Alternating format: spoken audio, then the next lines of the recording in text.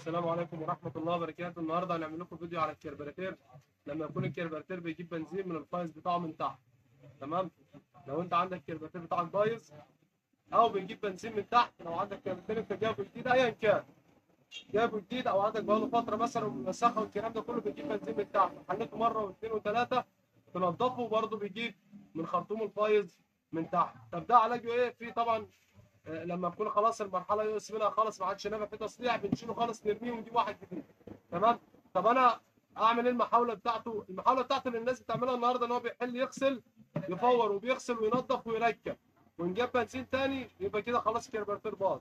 لا، انا هقول لك دلوقتي تعمل ايه عشان خاطر لو حبيت تشغله او حبيت تعمل المرحله الصح الاول او تعدي بالطريقه الصح، تمام؟ تتعامل معاه ازاي الاول، وبعد كده لو عملت الكلام دوت ولقيته برضه بيجيب بنزين من تحت، يبقى خلاص كده هتغيره. بس انا هشيل لك الحته نفسها اللي هي بايظه في الكربوراتير نفسه بتاعه البنزين، هرميها لك خالص واجيب لك حته جديده، يعني اصبح ان انا بتجيب كربوراتير جديد، تمام كده؟ ركز معايا عشان هعرفك الحته اللي هنشيلها وهتغيرها في اخر الفيديو منين، تمام كده؟ طب هي بكام يا عم يسر؟ طب غاليه؟ طب رخيصه؟ لا، هي بتيجي بابرتها بحالها بمحتلها، الموضوع كله 45 جنيه او 50 جنيه، تمام؟ بدل ما اروح اجيب كربوراتير ب 900 جنيه. ركز معايا.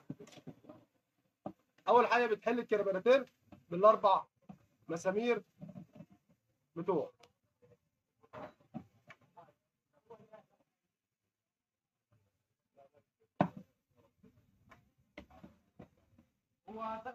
انا همشي معاكم مرحله مرحله بحيث ان اللي لسه عايز او اللي عايز يعملها يبقى هو عنده خلفيه، عشان ما يقولش ان احنا ايه سرعنا، عشان يعرف او يفهم الدنيا ماشيه ازاي. بتحل الاربع مسامير بتوع الكوبايه الاول زي كده، تمام؟ وتاني حاجه بتروح انت مطلع الابره اللي هي بتاعت العوامه، اللي هي دي كده، وبعد كده بتطلع الابره بالعوامه اهو. يبقى اصبح ان الكربوراتير عندي بقى فاضي خالص، مفيش الا البيك ده. عايز تحل البيك ده، لو انت هتعمل عمليه نظافه بتحل البيك كله برضه زي كده، تمام؟